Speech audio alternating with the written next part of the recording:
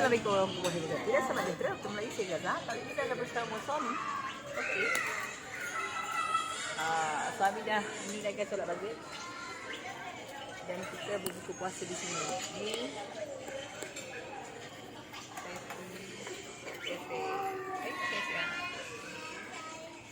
okey.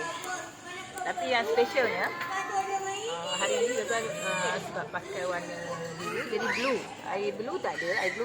Jadi Gaza minta air blueberry. Walaupun colour lain tapi blueberry.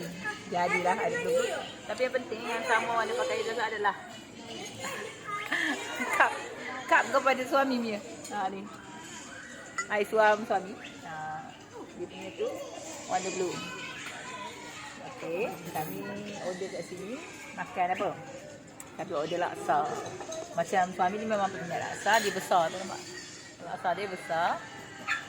Macam Gaza punya kecil je untuk rasa kalau tak larat kita bagi kat suami juga balik.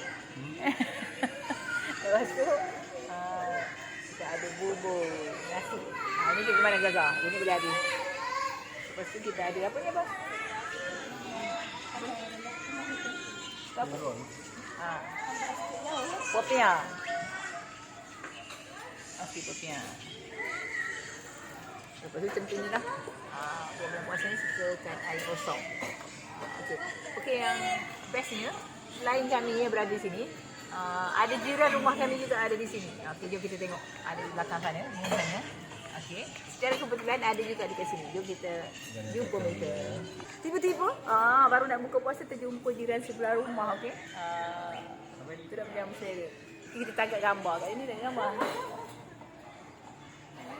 Jadi suka cepat-cepat. 1, 2, 3. Amboi, gaya.